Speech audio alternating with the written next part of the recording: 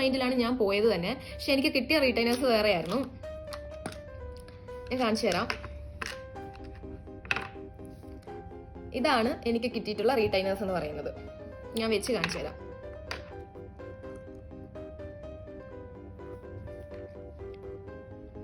താഴത്തെ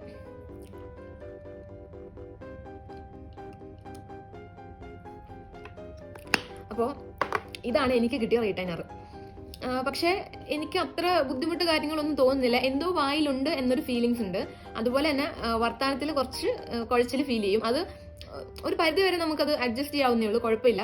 ഞാൻ സാറ്റിസ്ഫൈഡ് ആണ്, ഓക്കെ ആണ്, എനിക്ക് കുഴപ്പമൊന്നും തോന്നുന്നില്ല. റീറ്റൈനേഴ്സ് എത്ര നാൾ നമ്മൾ യൂസ് ചെയ്യണം എന്നുള്ളത് ഞാൻ കൺസൾട്ട് ചെയ്ത എൻ്റെ ഡോക്ടർ പറഞ്ഞത്, ഞാൻ എത്ര നാളാണോ ബ്രേസസ് ട്രീറ്റ്മെന്റ് ഡ്യൂറേഷൻ ഉണ്ടായിരുന്നത് അത്രയും നാള് 24 hours ഇത് യൂസ് ചെയ്യുന്നതാണ് ബെറ്റർ. ആ ഒരു ഇപ്പൊ എന്റേത് 1.5 വർഷമാണ്. ഈ 1.5 വർഷം കഴിഞ്ഞ് നിങ്ങൾക്ക് വേണമെങ്കിൽ നൈറ്റ് മാത്രം യൂസ് ചെയ്യാം. അതുവരെ 24 hours യൂസ് ചെയ്യുന്നതാണ് ബെറ്റർ എന്ന് പറഞ്ഞു. അതുപോലെ തന്നെ നമ്മൾ ഫുഡ് കഴിക്കുമ്പോൾ നമുക്കിത് റിമൂവ് ആക്കാം. നമ്മൾ നമ്മുടെ പല്ല് ക്ലീൻ ചെയ്യുന്നത് പോലെ തന്നെ ഇതും ബ്രഷ് വെച്ചിട്ട് ക്ലീൻ ചെയ്യണം. പിന്നെ ചൂടുള്ള ഫുഡുകളൊന്നും നമ്മൾ ഇത് വെച്ചിട്ട് കഴിക്കാതിരിക്കുക. ഫുഡേ നമുക്ക് ഇത് വെച്ചിട്ട് കഴിക്കാൻ പാടില്ല, കാരണം ഇത് പെട്ടെന്ന് പൊട്ടിപ്പോകും. ചൂട് വെള്ളമോ അങ്ങനെയുള്ള കാര്യങ്ങളൊന്നും കുടിക്കാതിരിക്കുക. ഇത് വെച്ചിട്ട് നോർമൽ വാട്ടറിൽ വേണം ഇത് വാഷ് ചെയ്യാനൊക്കെ.